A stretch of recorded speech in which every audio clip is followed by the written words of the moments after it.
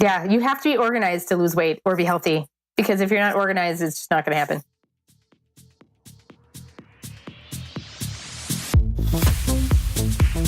Welcome to the Rebel Health Coach Podcast with Tom Underwood. Armed with truth and knowledge, your journey to a healthy lifestyle can be obtained. Preventative wellness, quality nourishment, and daily fitness routines dramatically improve your outlook on life as a whole. And you'll find the support and info you need to accomplish a healthier lifestyle here. Together, we can empower each other along our journey to an amazing you.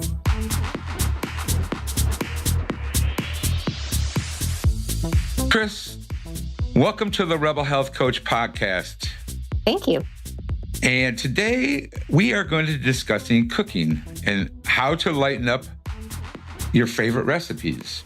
But before we get going, I'd like for you to take a minute and tell the listeners about yourself and how you found yourself in this field of health coaching and functional medicine. Sure. Well, after I had my kids, I have 3 kids, I got up to my heaviest weight, which was 233 pounds. And it took me a really long time to kind of figure out what worked for me, probably a good 10 years or so. But once I finally figured it out, I lost a bunch of weight on my own.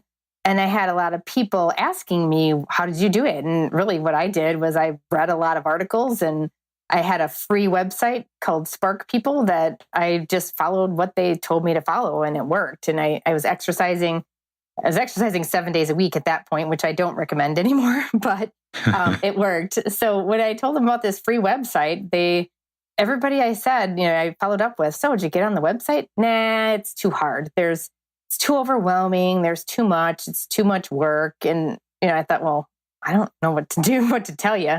So I started looking into helping with weight loss. I looked at a dietitian program, which didn't work out, a nutrition science program, which didn't work out. And I found the Institute for Integrative Nutrition. So it was in my price range. It was only a year. It was all online. And I went through that. And in the meantime, I was working at a doctor's office, and one of the doctors there had lost his own weight too and became certified in obesity medicine. And he had told me he was opening up a medical weight loss center. So he kind of stole me from that office to work with him at the medical weight loss center. So by the time that opened, I had graduated, and I've been working there. It'll be 4 years in November. So. And you're still working there today? Yep, I'm still working there. Not That's completely awesome. Full-time, but I'm going down to 3 days a week next month. So. Okay. Yeah. So it's given me a lot of practice with coaching patients and helping them with weight loss and all of the emotional stuff. He does all of the technical medical stuff. And then my coworkers and I, we work with the emotional side of weight loss, which is kind of my specialty. Oh, that's a big part of it. I mean, that's a huge part of it. Yeah. So, and in the meantime, with the functional medicine part, I actually have had both of my hips replaced last year. I had hip arthritis.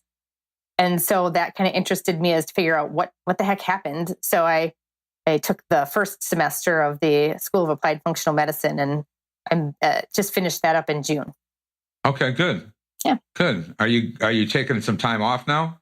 Yeah, it was a lot to do all at one time. So I'm taking a little time off, and I had already signed up for another program called the Academy of Culinary Nutrition. So I'll get to learn how to teach cooking classes while cooking and learn about nutrition while cooking. So that I'm really excited about that. So I wanted to take that time off because I knew I couldn't do both.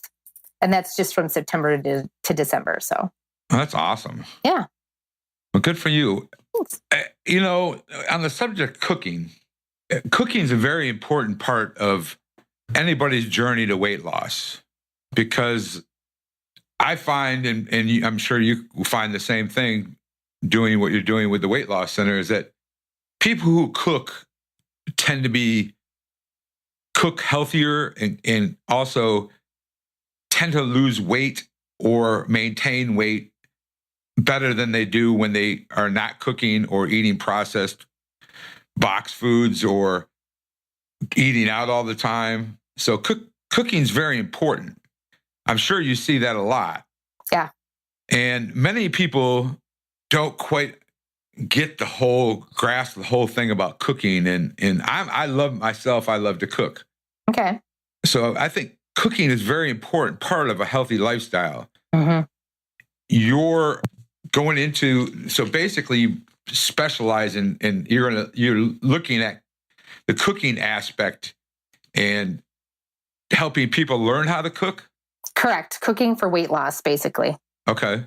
In there, we're going to talk today about lightening up your favorite recipes like grandma's lasagna or, some of the things that people crave. I know lasagna is one of the biggies for me, or carbs, tacos, pizza. I'm trying to think of some other things that people, Mac and cheese is a big one. Mac and cheese. Yeah. Yeah, I'm laughing because I just saw I read an article last week or 2 weeks ago about the box mac and cheese and the chemicals in it. And I was like, oh my gosh. I know, it's horrible. Yeah. So why should we lighten up our recipes? Well, it's a few different reasons. One, it's less calories. And typically when you're trying to lose weight, you want to bring in less calories than you're expending. It's kind of sort of a mathematical equation, but as health coaches, that doesn't always fit into that mold. So, my grandma used to make pasta and everything like that, but, the chemicals that they're using on the crops nowadays and all of the stuff that goes with all of that, so-called advancement has really kind of soured our food choices. So and not only that, but also unsustainable farming practices have depleted the soil of nutrients. So what grandma had as lasagna that was halfway decent for you is not the same as what we have today.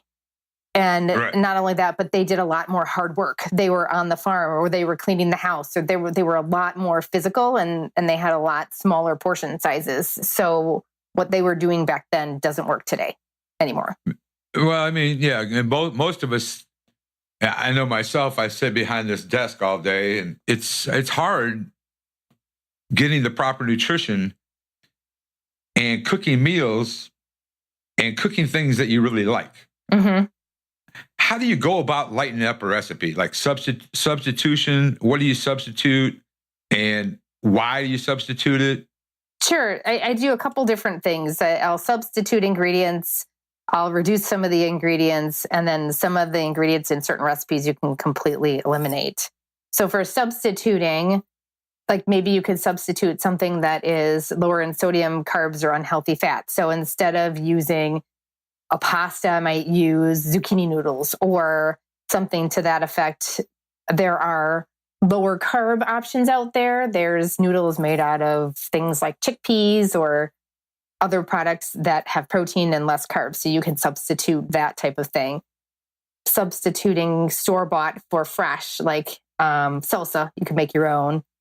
Sugar substitutes instead of sugar. And that's, the jury's kind of out on that one. Stevia is probably one of the best bets because it's actually a plant. Although it does still go through some processing and it has a little bit of a bitter aftertaste for some people. And I'm used to that now, so that doesn't bother me, but sometimes it turns people off. So, using a sugar substitute can, bring down some of the calories and carbs for people, which sometimes can help with weight loss with blood sugar and everything. Okay. And I like to use honey. Sure. As a honey little or bit maple of syrup. Maple syrup, a real maple syrup. Let's clarify that for not the process. Not Aunt Jemima's chemical warfare stuff. No. Actual, the real maple syrup. You can find that at a farmer's market usually, or even at the store sometimes. Yeah. Trader Joe's, Sprouts. Now all these has jumped on the bandwagon, so you can find it there. And there's other things out there like coconut sugar and things like that are coming out, monk fruit and some things that are a little less chemically enhanced, right? Or sometimes I'll substitute, for fats, instead of using like a vegetable oil, I'll do an olive oil or coconut oil or grapeseed oil, something that's not processed as much, or leaner meats like turkey or chicken instead of beef. Grass-fed kind of fits in there too because they're fed different foods, so they have a different. It's like eating a different animal, But and some of the leaner meats like turkey or chicken actually are a little bit more cost-effective too. So it's something that you can have more of around the house. Although I do like me a good steak once in a while. So right, because grass-fed's not inexpensive. No. So you kind of got to go with where your clients are at and what you can afford to. Right. And so if a client is is, turkey or chicken instead of the beef that's on the shelf is a lot better choice. Yep, exactly. What about reducing what do you reduce when you're making something? Like, do you reduce the amount of sugar you're putting in it or the fat? Yeah, you can reduce sugar or fat by up to half on certain things.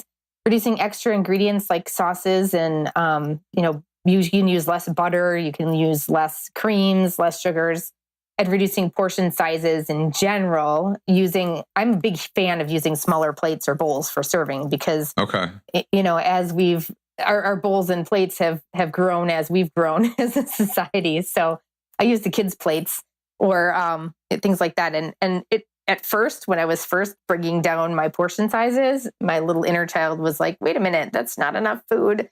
But I've found if I slow down a lot and really take my time and enjoy and chew my food, I am full even with a smaller portion. So that has helped. Yeah, let's go back to that. Yeah. Slowing down your eating. Can you expand on that? Because that's a huge, huge thing to do, especially for like acid reflux. And a lot of people, and I find I'm as guilty as the next person. I'll sit here with my dinner in front of my laptop and work while I'm eating, which is a huge no-no. Yeah. But I do it. I do that too sometimes. But you slow down and chew your food. Now, let's talk about going to chewing and why that's important. Oh, it's so important. And we're so fast at things nowadays that nobody takes time to do it. But your digestion actually starts in your mouth. Your saliva is what starts to break down the food in there. And when you take your time to chew your food, it does a couple things. So it starts your digestive process. If you slow down and chew your food, chew your bite until it's almost liquid, that is allowing your digestion to start, and your stomach has to work a lot less. There's a less opportunity for the larger particles to go through undigested. It also helps your hormones kind of reset. So when you're eating, after a certain amount of time, the hormone that tells you that you're full kind of kicks in. And when you're eating slower, then that kicks in before you're finished with your meal. And that allows you to realize that you're full or satisfied. So you don't go from, oh, I'm still hungry to, oh my God, I can't, but I have to unbutton my pants because I can't breathe kind of thing. And what happens with that is when you have too much food in your stomach, that can kind of back up a little bit and your stomach doesn't have as much ability to digest your food. So that can cause some reflux. Okay. Here's one, and I hear this a lot from my clients but Tom, I like salt. I usually recommend a sea salt over a regular table salt. I do too. And is that something is that something sustainable? Oh yeah, I get the Himalayan sea salt. The sea salt that is pink or gray, not the white stuff, is the stuff that's much better for you. But you can get those you can get them at Walmart. I can find that it's very easy to do. But it actually, to me, the sea salt tastes more salty than regular table salt. So I need a lot less. And we've been conditioned with all of the packaged stuff out there to like salty foods because they dump salt in it so that it tastes good. And then we're addicted to that. So bringing down the salt is actually very helpful. And it helps you taste the food better rather than just salt. Okay, now, what are some of the things you eliminate? And I know you said butter, but I'm a huge fan of full fat butter. Well, yeah, but you don't always need as much. So you could cut that. You could eliminate it if you want to, or you could cut it out, or at least cut out part of it. Okay. But like sugars, some things like fruit. When I was a kid, my grandma always used to put sugar on the strawberries, and I don't like that. Actually, it makes them mushy. And I just like a regular strawberry just like it is. So I can totally take that off, and at least reducing that until you can eliminate it is helpful. Eliminating bread, if you wrap your sandwich in a lettuce leaf or make a taco salad instead of putting your ingredients into a tortilla is very helpful. Or if you want one tortilla, fine, do one. And then if you want a little bit more of the ingredients, put that in a bowl. You can take out whipped cream, which, I like a good full fat whipped cream, but again, it's helping when you're reducing the portion sizes to not eat as much. When you are having a tortilla, what kind of tortilla are you having? You having corn? or are you having the whatever the I forgot what the other one The is. flour. The flour. Yeah. Well, for me personally, gluten and flour, things with flour are a trigger for me. That triggers my reflux. It also triggers, itchy skin and water retention and all that. So I personally go for the corn, but I'm looking for organic more than anything because of the Roundup that they put on crops. So I'm looking for organic. Sometimes I can find a low carb and organic, but I prefer the corn personally. Okay. That's that's my preference on tortillas is corn also, because I just don't, like you said, the flour, or to your point, the flour and the gluten, I can definitely feel it. So, yeah. So let's say we're going to make grandma's lasagna. Okay.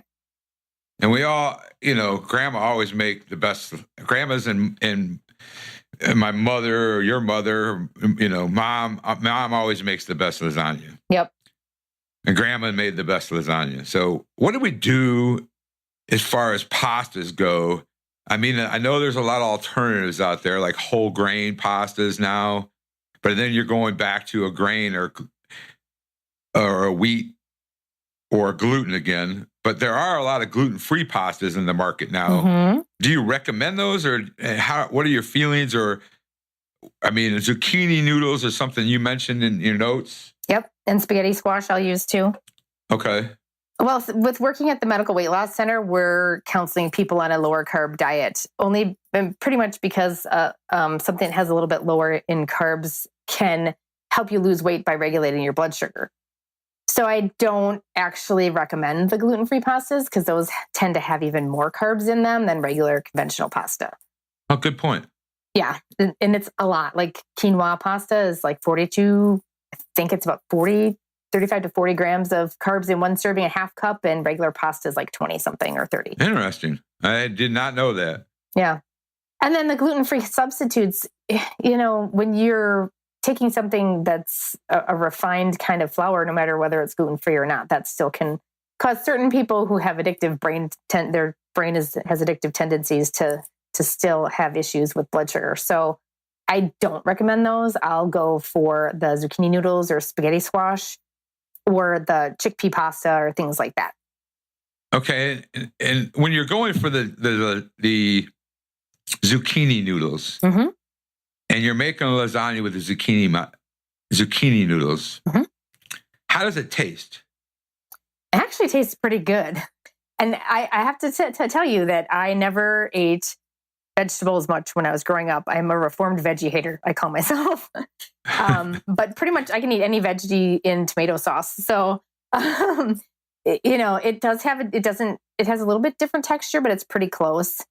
And I'll use you can either cut it into strips using a mandolin, which is the easiest way, or sometimes I will use a spiralizer and I'll spiralize the noodles and just kind of use that as a layer. Okay. It tastes pretty good, oddly enough. I don't taste the veggies in veggie lasagna. Wow, that's interesting. Because I'm not a huge fan of zucchinis. I mean, yeah, I don't like them plain either. I love vegetables, but zucchini is something that I just don't. It's the last thing I'll buy. Yeah. Well, you can spiralize carrots and sweet potatoes and other vegetables too, and you don't have to use zucchini. That just happens to be an easy one. If I made lasagna with sweet potatoes, I'm going to taste the sweet potato, though, correct? I haven't tried that one, so I'm not sure. You might. That I don't know for sure. And each person, like one person can taste something and they can tell that it's in there and the next person can't. So it kind of depends on the person. Although I found that spaghetti squash doesn't have much of a taste to it. So it pretty much takes on the taste of whatever you put with it. Okay. Okay. Yeah, spaghetti. I never thought about spaghetti squash in there, but I love spaghetti squash. Yeah. And I love squash season, except for zucchini. Yep. See, I don't like any squash except for the spaghetti squash, and I'll use zucchini and stuff. So yeah, it depends. All right, let's talk about the cheese and the sauce. Yep. What do we do for the cheese and the sauce? I mean, lasagna is made with ricotta cheese. How do you take that out and have lasagna?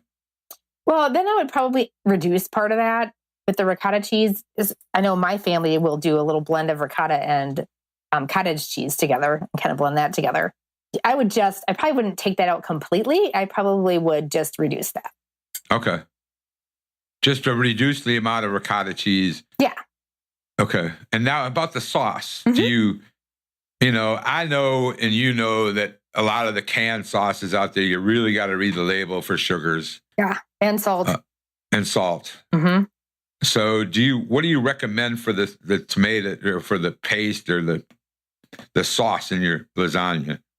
I personally make my own. I'll get the reduced sodium or no sodium you can get no salt added tomatoes now.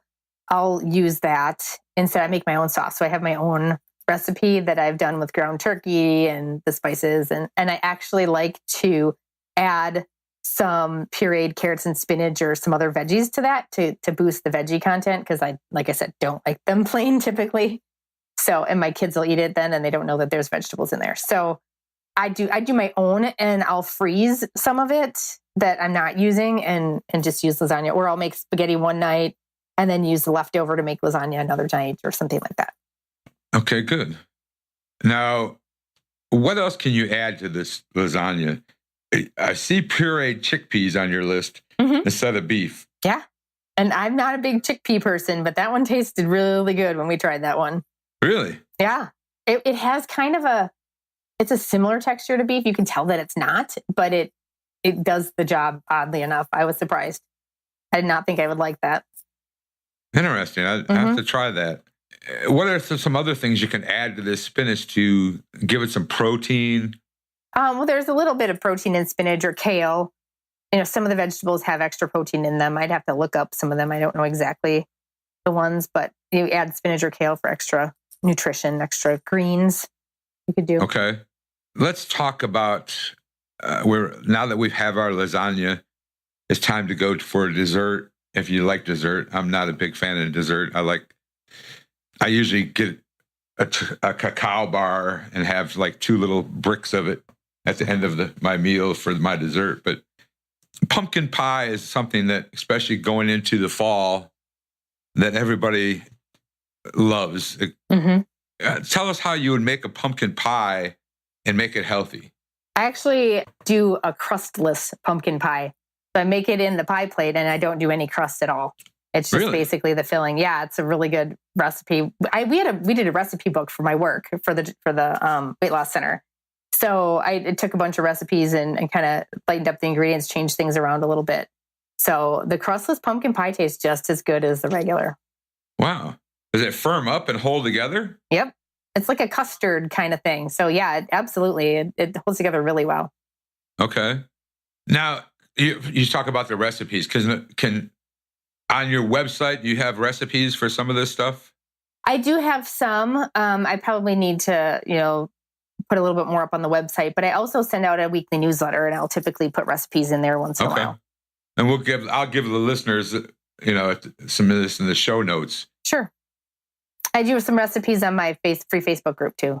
Okay, cool. What are some of the other things that we can eliminate, and how can we lighten up some of the other recipes like tacos and egg bake?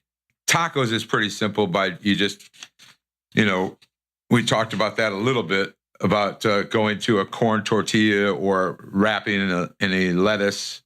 Grandma's egg bake for breakfast is always a big one and a big hit, especially around the holidays, which, we're getting ready to go into them as much as I hate to see summer end. I know, it's crazy. The holidays are among us. And I know my mother always made an egg bake on Christmas morning or Thanksgiving or any of the holidays. So, eggs themselves are, in my opinion, are totally healthy. They're awesome. Yep. Absolutely.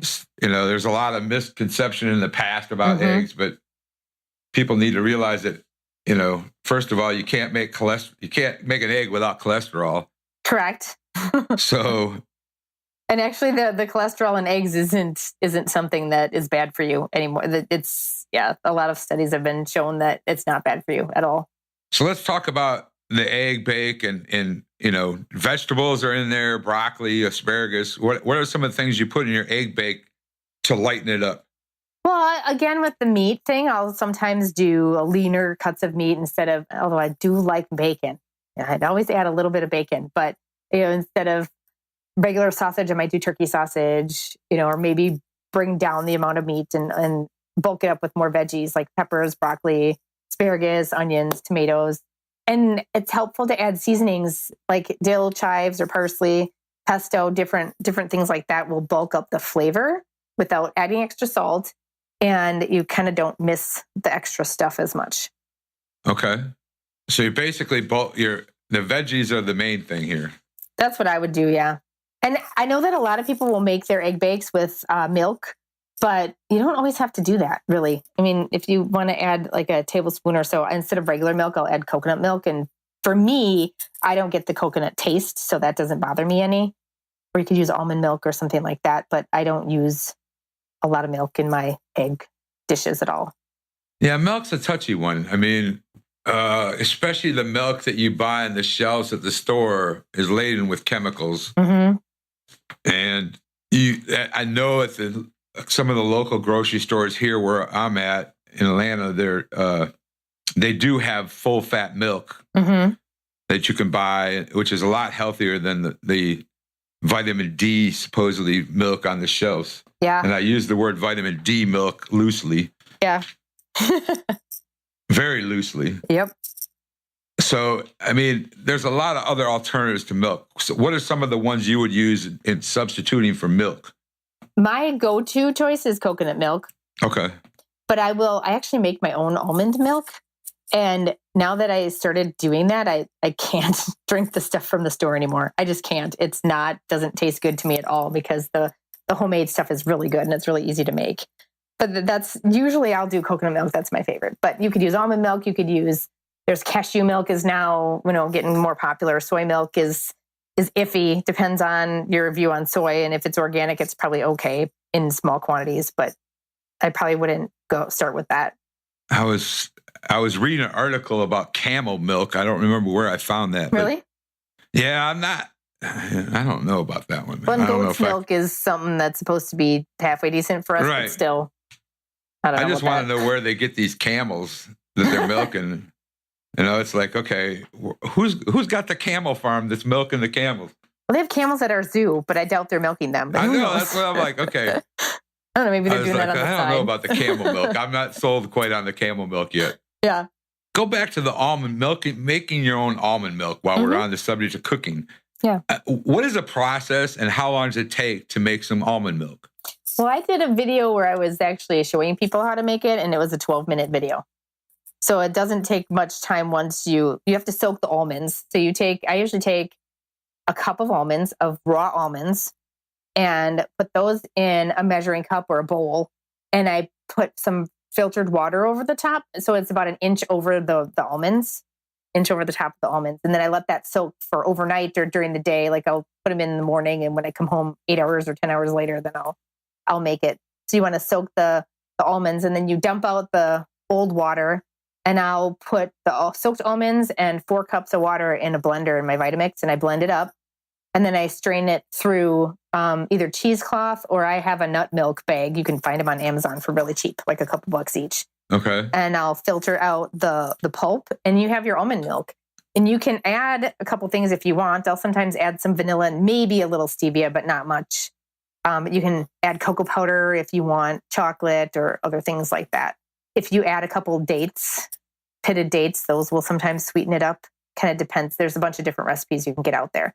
But the basics is that's the almond milk is what you strain through the pulp. And then I usually just bake the pulp till it's completely dry. And I'll blend it up in the blender and use it as almond flour. Wow, there we go. Let's talk about the almond flour a minute, because I'm a big fan of fish. Okay. And we're talking about recipes and making healthy recipes. I like fried fish. Mm-hmm. And really, one of the things that I've enjoyed since I've been on this journey, my own journey, is frying fish with almond and coating them with almond flour. Sure. And that's, to me, you need to put some little salt and pepper in there to make them a little spicier, But to me, that's a great great way to make use of almond flour and fish, because I like my fish and I like, so that's something else. But absolutely. And then the oil, what do you usually fry it in? Do you use like coconut oil or something? I use a coconut oil or a grapeseed oil. Yeah. Those are the high heat ones usually. High heat ones. Yeah. I first tried it with olive oil. Yeah. And that was not a good idea. No, olive oil can get rancid at high temperatures. So olive oil is really healthy for you, but you want to use them for things that are cold, like salad dressings. Yep. And I wasn't thinking, and I was like, I'll just try this in olive oil. And it was like, yeah. Basically, I didn't even eat the fish. Oh, no. I think I threw it out to the wolves. Yeah. Now, spice sugars, there's some good alternatives for sugars. What about spices? I see you're a big fan of Wild Tree. Yeah. I actually use their taco seasoning over a regular taco seasoning too. I was going to say that about the tacos. But Wild Tree is a company that it was founded, I think it's been around for like 20 years, but it's not widespread yet. But the woman who founded it, her kids had food allergies, and she started making her own spices, her own blends with her own spices, and her family and friends loved it. So she made a business out of it. So most of their products are organic or gluten-free, not all, but most of them. They use grapeseed oil and coconut oil, so they have some good oils there. But I really love their blends because it adds a lot of flavor to different things. You can have chicken 3 nights in a row, and if you're using different spice blends, it tastes completely different. And they also have a meal prep. They've perfected the meal prep workshop. So I can make up to 10 meals out of a bundle. They call it a bundle, and you get all the stuff that you need. You get all the spices in the full sizes. So there's extra to make extra meals once you're done. They have recipes. They have recipes for sides. They instruct you on how to make it all. And you're basically taking your protein, so your meats, using their oil and spices, and sometimes some veggies, and you put it all together in a plastic bag, throw it in the freezer, and then you have it to use later on. I used that when I had one of my hip surgeries. So it was really helpful to just pull out a meal, and you have you double bag it, and you put the recipe in between the 2 bags. So you have it right there. Wow. Okay. Yeah. When you have a family, meal prep's important. And that's something that with clients, my clients, your clients, anybody that has clients, it's one of the things I struggle with getting people to do is you've got to plan your menu just like you plan your budget. Yeah, you have to be organized to lose weight or be healthy, because if you're not organized, it's just not going to happen. Because otherwise you're going to go to the grocery store and buy something that looks good and it's not going to be healthy. Mm-hmm. So you need to plan your meal or plan your menu, your weekly menu, like you plan your budget for the month or the week. And really, you only need, even with my family of 5, I really only need like 2 or 3 meals for the week, because we'll eat leftovers. So it's not as big of a deal as it sounds. And once you just do it and take an hour or 2 every weekend, and you're going to go grocery shopping anyway, you may as well have your list and save some time. And Wild Tree actually came out with an app now. So if people have the spices in their pantry, they can look up a recipe real quick, or it'll tell them what they have to get it'll give them a grocery list if they have the recipe that they want, and it'll kind of customize it to what they have. Interesting. Yeah, it's pretty cool. It just came out like a month ago, a couple weeks ago. Okay. Tell the listeners where they can find you. So I have my website is livinglightercoaching.net. That's my health coaching website. And there's a pop-up that shows up when you log in there, and you can sign up for the email newsletter, and people can get the updates weekly. And I also I'm on Facebook. My Facebook business page is Living Lighter Coaching, Christine Kramer. And then my Facebook group is a free group, and that's called Living Lighter and Healthier. Okay. Now, is that .net or .com? You can do either. I have both domains, but .net is where it's living, but .com will direct you there. Okay. We've covered sugars. We've covered substitute for milk. We've covered substitutes for cheese. Meat, even, with the chickpeas and that. Yeah. Cheese is a tough one for me. Yeah, me too. I like my cheese, and I really, finding a full fat cheese to me is like finding a needle in a haystack. Yeah. a good full fat cheese, because that's something we didn't talk about, whether we should do full fat, light, or fat free. Yeah, let's touch that base real quick. I would never recommend fat free ever. Right. Now, just because they dump sugar in it instead of fat. Right. And then, to me, the fat free craze is what started the obesity epidemic in the United States. That's my opinion. But the full fat stuff is your best bet. And if you're trying to get down on calories, depending on what you feel like you want to do, you can go with a lighter one. But, full fat in small amounts is better than anything else. Yeah, I have to agree with that. I think when you go no fat, or some of the key words that I usually tell my clients is no fat, low fat, I'd rather see you get a full fat sour cream or a full fat butter and just cut back on it. And you don't need as much when you have the full fat, really. I mean, and when fat is present in food, a little bit of nutrition thing here, your body will always burn carbs first, no matter what. It's the nutrient of choice. And when they take the fat out, that's all carbs typically. And your carb count goes up. When the fat is present, that slows down the digestion. It slows down that absorption of the carbs. And just that alone will help with appetite. It'll help you feel satisfied for a lot longer, because otherwise your blood sugar goes wacko all the time. And that's part of the reason for the ketogenic boom is... Yeah, because it works. Full fat is much healthier than no fat or low fat. Yeah, and full healthy fat. You don't want to...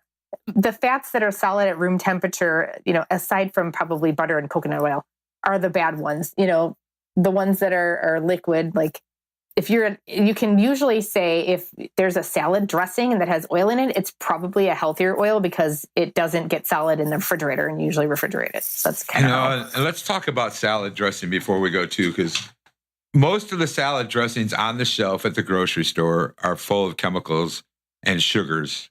Yep. It's high fructose corn syrup is usually the first ingredient. Exactly. It's so easy to make your own salad dressing, and it only takes a few damn minutes. Not even. Really, I use lemon juice and oil and a spice and maybe some salt. Right. A little bit, or salt and pepper. That's it. But I'm a fan of using guacamole and salsa instead of salad dressing too. That's another good point. Yeah, I mean, I usually just do the lemon and the olive oil and a spice, but it's just, and I know it's not blue cheese or ranch. I mean, but if you can find a real ranch dressing, let me know. Well, you can probably Google dairy-free ranch dressing and find a bunch of recipes too. That's what I usually like to do is I'll Google that. Yeah, well, sometimes Google. I had a conversation with about Google and how you can, if you have a headache and you Google headache, by the end of the time you look researching your headache, you probably think you're dying. Probably have more of a headache. Right. And you're going to need to go to the emergency room because you have your brain's about ready to explode. So be careful. Google's a great tool, but be careful what you Google. Recipes are okay, but yeah, depending on I don't recommend it for medical conditions ever. Yeah. That's crazy. Yeah, then you'd be like, I have a tumor. No, you don't have a tumor. Oh, it's so funny because people start Googling like, okay, I have a migraine. Well, the next thing you know, they're on their way to the emergency room because their brain's going to explode. Yeah, they think they have an aneurysm or a tumor or something, and it's just a headache. Yeah. So the last question I have for the show, and this is a question I ask all my guests, and some of them have some interesting answers, and some of them don't even listen to music. But given you have some time to kill, let's say an hour or two, what album or group or artist would you listen to? Well, I have two things that I like to do. I like country music and 80s music. So if I had to pick a band for 80s music, it would be Journey, hands down. Okay. And for country music, it would be kind of a toss-up between Zac Brown Band or Jason Aldean or Carrie Underwood, one of the three. Zac Brown, one of my faves. He's awesome. Oh, yeah. ZBB. Yep. Journey, Don't Stop Believing. Yep. It's a mantra. Yep. Yeah. Hold on to that feeling. Yeah. Oh, thank you so much for taking the time today, Chris. And I appreciate you taking the time. And it's been nice talking to you. Awesome. Well, thanks for having me. I'm happy to help out. Thank you for joining in today with the Rebel Health Coach, Tom Underwood. And be sure to subscribe to the show so you can catch all the episodes. With desire and commitment, you can implement a lifestyle of wellness and fitness. For the support, encouragement, and tools you need to be successful, visit tomunderwood.net.